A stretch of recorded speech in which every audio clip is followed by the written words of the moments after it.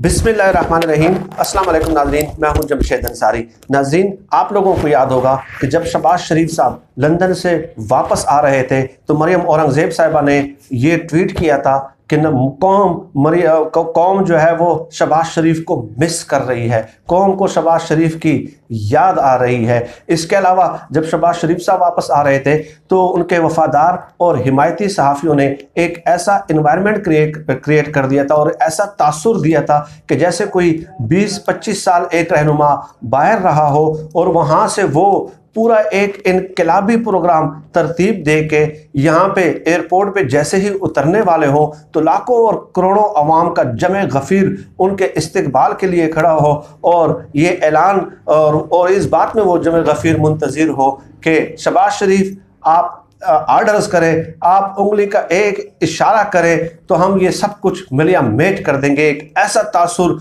Create किया गया था और ऐसे हेडलाइंस लगाई गई थी कि वो कोरोना से लड़ने के लिए पुरअज़म नवाज शहबाज शरीफ जो है वो वापस आ रहे हैं। लेकिन जब वो यहाँ पे आए तो एक अजीब किस्म की कैफियत जो आज तक मैं खुद ज़ाती तौर पे ये समझता हूँ कि शहबाज शरीफ साहब को की सियासत को इमरान खान साहब ने बहुत ज़्यादा बैक फुट पे धकेल दिया है और बहुत ज़्यादा पसे पुश्त उनको डिफेंसिव मोड में ले आए हैं कि शहबाज शरीफ साहब जब आते हैं तो उनका ख्याल ये था कि शायद लाशें बिछेंगी और इस्टेब्लिशमेंट जो है ना वो कहेगी कि जी इमरान खान साहब तो कुछ भी नहीं है, उनको तो समझ ही नहीं आ रही, चले आए आप ही हैं, आपके अलावा तो कोई है नहीं कि जो इस मुल्क के इक़्तिदार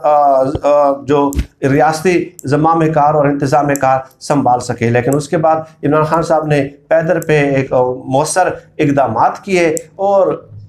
तो चुनाचे शहबाज शरीफ साहब ये कह के अपने कमरे में लैपटॉप के सामने दबक के बैठ गए कि जी मुझे मेरा इम्यूनिटी सिस्टम कमज़ोर है और मैं जो है ना वो बाहर नहीं आ सकता, कोरोना वायरस के जो है ना वो अटैक का या हमलावर होने का ख़दशा है मुझ पे। अच्छा, अब आप बताएं कि उसके बाद जब शहबाज शरीफ साहब आते हैं तो मुख्तलिफ इंटरव्यूज़ में उलझ के रह जाते हैं। कभी एक इंटरव्यू फिर वजाहतें देते हैं, फिर कहते हैं निजी मुलाकात थी, फिर वो साफ़ी दूसरा कॉलम लिखते हैं। एक अजीब किस्म की कैफियत पैदा हो जाती है और कोरोना से जो है ना वो पूरी तवज्जो उनकी हट जाती है। अब आप देख लें, कल उन्होंने एक इंटरव्यू दिया और इंटरव्यूज़ का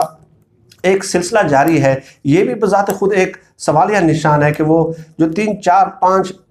जो गिने चुने सहाफ़ी है उनको ही इंटरव्यूज़ क्यों दिए जाते हैं। लेकिन कल के इंटरव्यू में बड़ा इंटरेस्टिंग है कि जैसे मैंने कहा कि शहबाज शरीफ साहब इल्ज़ामात लगा रहे हैं कि इमरान खान साहब कंफ्यूज्ड है, उनके पास कोई पॉलिसी नहीं है लॉकडाउन के हवाले से। लेकिन मैं समझता हूँ कि उसने अपने वोटर्स को, अपने सपोर्टर्स को और पूरे पाकिस्तान को शहबाज शरीफ ने जितना कन्फ्यूज़ किया हुआ है, इतना कन्फ्यूज्ड नैरेटिव मैंने आज तक किसी का नहीं देखा। और वो इस कदर मखमसे और फिक्स सिचुएशन में कि उनको समझ नहीं आ रही कि मैं करूँ तो क्या करूँ। चुनाचे वो एक तरफ कहते हैं कि नैब जो है, आसमा शराजी साहब जब उनसे पूछती है तो वो कहते हैं कि नैब तो इलेक्शन से पहले हमारे खिलाफ एक्टिव कर दिया गया था, इमरान नियाजी तो अभी आए हैं लेकिन नैब तो 2018 के इलेक्शन से पहले हमारा एहतसाब कर रहा है। तो इसका मतलब क्या हुआ कि वो एक तरफ वो एस्टेब्लिशमेंट से गिले और शिकवे कर रहे हैं, ठीक है, और उनको अपना पैगाम पहुंचा रहे हैं कि जो है ना नैब को हमारे खिलाफ जो है आपने एक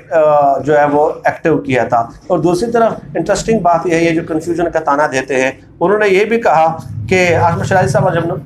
जब उनसे पूछा कि आपके एस्टेब्लिशमेंट के साथ अच्छे ताल्लुकात हैं तो एक इंटरेस्टिंग जवाब उनका ये है कि फिर आप समझेंगी या मुखालिफिन ये समझेंगे कि शायद मैं खुशामदी हूँ, यानी और इस्टेब्लिशमेंट के साथ मेरे अच्छे ताल्लुकात हैं, इसमें कौन सी कोई शक ही नहीं है, कोई दो राय नहीं है। और लेकिन लोग फिर कहेंगे कि मैं खुशामदी हूँ। यानी अब आप देख लें कि एक तरफ और फिर ये कहते हैं कि जी इस्टेब्लिशमेंट के साथ ताल्लुकात ख़राब करना कौन सी दानाई की बात है। खैर, एक तरफ वो गिले शिकवे कर रहे हैं और दूसरी तरफ इसी इंटरव्यू में इंटरव्यूज़ का मुद्दा व मकसद ही यही होता है कि वो अपना पैगाम बिटवीन द लाइन्स पहुँचाना चाहते हैं कि एक तरफ गिला शिकवा भी कर रहे हैं और दूसरी तरफ ये कह रहे हैं कि मेरे अच्छे ताल्लुकात हैं, लोग मुझे खुशामदी कहीं ना कह दे अगर मैं इसका इजहार कर दूँ। एक तरफ वो इस्टेब्लिशमेंट को मिसकॉल दे रहे हैं, मिसकॉल एक दफ़ा फिर उन्होंने मिसकॉल दी है और दूसरी तरफ जो है ना वो गिले शिकवे भी कर रहे हैं। ये है इनके सिविलियन बालादस्ती, ये है इनकलाब, ये है इनका इनकलाब, ये है इनका नज़रिया, ये है इनकी बगावत, ठीक है। और फिर कहते हैं कि इनकलाबी, बागी और नज़रियाती कि आप जी हम तैयार हैं, मैं इधर 2-3 महीने हो गए मुल्क में बैठा हुआ हूँ, मैं हाजिर खिदमत हूँ। इस किस्म की बातों का मकसद ही यही होता है। और इसके अलावा 1-2 नई बातें उन्होंने की कि इमरान खान नियाज़ी साहब ने हमारी सियासत है, हमारे रसूम और रिवाज है, हमारे नॉर्म्स हैं, ठीक है, हमारे कस्टम्स और ट्रेडिशंस है, हमारे कुछ रिवायात हैं कि हम घर की ख़वातीन को या वालदैन को या वालदा को जो है ना वो सियासत में उसका दखील नहीं करते, सियासत में दाखिल नहीं करते, सियासी मामलात का हिस्सा नहीं बनाते। लेकिन इमरान नियाज़ी ने तो मेरे वालदा पे भी केसेस बना दिए हैं। लेकिन और फिर उन्होंने कहा कि इमरान खान साहब तो मगरब में पले बड़े हैं, इसलिए जो है ना उनको इस रिवायात का मालूम ही नहीं है। लेकिन यहाँ पे मैं अगेन के एंकर को एक सवाल पूछना चाहिए था कि ठीक है कि इमरान खान साहब मगरब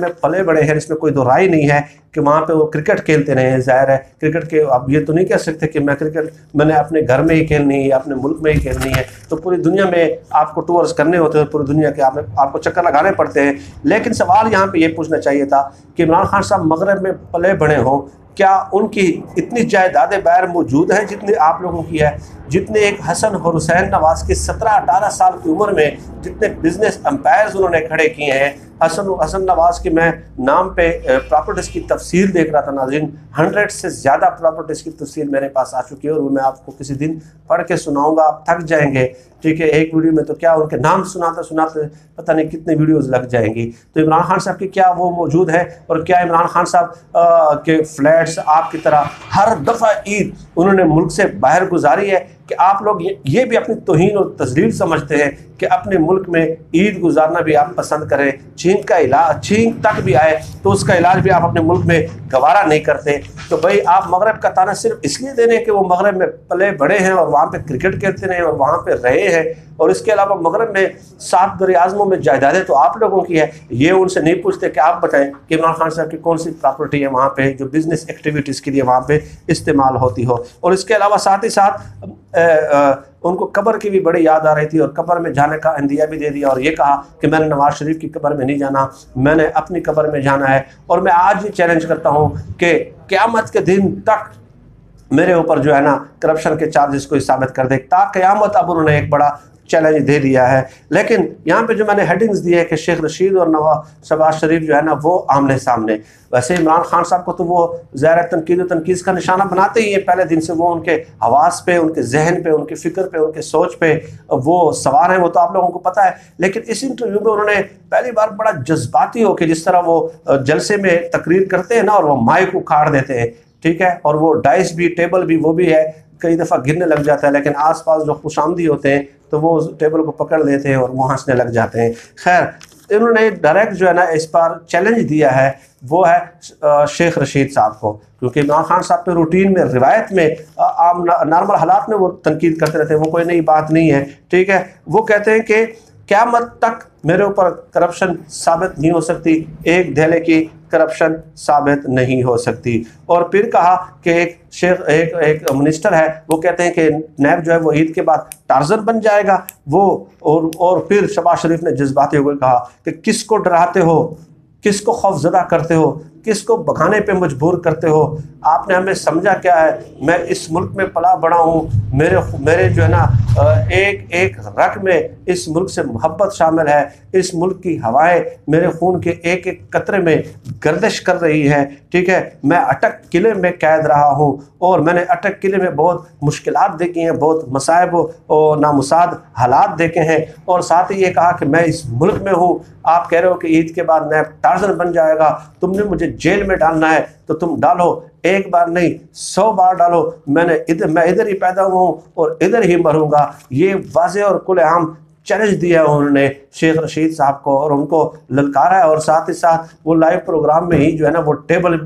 पे भी हाथ मार रहे थे कि 100 दफ़ा डालो, मैं 100 दफ़ा जेल में जाऊंगा और इस मुल्क को छोड़ के कहीं नहीं जाऊंगा। ये कोई खुला चैलेंज भी दे दिया कि मैं इधर ही हूँ। आपने कहा कि ईद के बाद नैब टार्जन बनेगा, अब बना के दिखाओ। अब यहाँ पे 2-3 बातें नाज़रीन याद रखनी है। ये क्लिप्स जो है ना वो मैंने संभाल के रख लिया कि किस कदर जज्बाती में और जज्बाती अंदाज में उसने बात की है, और ये भी जिक्र किया कि खून के एक कतरे में पाकिस्तानियत और पाकिस्तान से मोहब्बत शामिल है और मैं कहीं नहीं जा रहा और 100 बार भी जेल में डाल दो। तो देखते हैं कि शहबाज शरीफ साहब राह फरार कब इख्तियार करते हैं। अगर वो राह फरार इख्तियार करते हैं तो इस क्लिप को हमने संभाल के रखा हुआ और ये उसका ताक़ुब करता रहेगा, गो कि उनको इससे भी कोई फ़र्क नहीं पड़ता। ठीक है, पढ़ना तो वैसे भी कुछ नहीं है। लेकिन खैर इस इंटरव्यू की ख़ास बात ये थी कि उन्होंने खुलेआम जो है शेख रशीद साहब को चैलेंज भी किया और कहा कि 100 दफ़ा आप जेल में डालेंगे और मैं देखता हूँ कि आप किस तरह वो करेंगे। और साथ साथ ये भी कहा कि मैं इधर ही बैठ के लड़ूंगा, आखिरी दम तक लड़ूंगा, अपने आप को क्लियर करूंगा, आप जेलों में डालते जाओ और मैं इस मुल्क से मोहब्बत की सज़ा भुगतता रहूँगा। और इसके अलावा भी और बहुत सारी बातें की, लेकिन वो ये बताना भूल गए कि इस तरह की पहली इस तरह की बातें वो जब परवेज़ मुशर्रफ साहब ने इनके इक़्तिदार का तख्ता पलटा था तो उस वक्त भी इन लोगों ने इस तरह की बातें की थी नाज़रीन। और मैं आपको एक बात बताऊं कि जिस दिन ये शरीफ फैमिली बाहर जा रही थी और सऊदी खुसूसी तैयारा यहाँ पे मौजूद था उनके पूरे ख़ानदान को ले जाने के लिए, तो उससे 2 घंटे पहले एक सहाफ़ी ने मोहतरमा कुलसूम नवाज़ साहिबा से पूछा कि सुना है कि आप लोग बाहर जा रहे हैं, डील करके फ़रार हो रहे हैं। तो मोहतरमा कुलसूम नवाज़ साहिबा ने, जो रिकॉर्ड पे मौजूद है, रिकॉर्ड पे, ठीक है, और किताबों में भी लिखा हुआ है कि उन्होंने ये कहा कि ये सब हमारे सियासी मुखालिफिन और एजेंसियों की कारस्तानियाँ हैं, एजेंसियों की साजिशें हैं, एजेंसियाँ हमें इस तरह बदनाम करती हैं, हम कहीं नहीं जा रहे, हम तो डट के खड़े हैं। तो 2 घंटे बाद फिर खबर आती है कि 2-3-4 घंटे बाद खबर आती है कि वो जहाज़ तो उधर भी पहुंच गया है, सऊदी अरब भी, और पूरी शरीफ फैमिली को ले जाके वो वहाँ पे मौजूद है। तो इनकी ये हालत है। लेकिन खैर आज के लिए मेरे ख्याल में नाज़रीन इतना ही, इसमें मज़ीद आपसे बात होती रहेगी। आप सब लोग अपना बहुत बहुत ख्याल रखिएगा और मुझे अपनी दुआओं में ख़ुसूसी तौर पर याद रखिएगा। हम सब कामयाब नासिर पाकिस्तानी।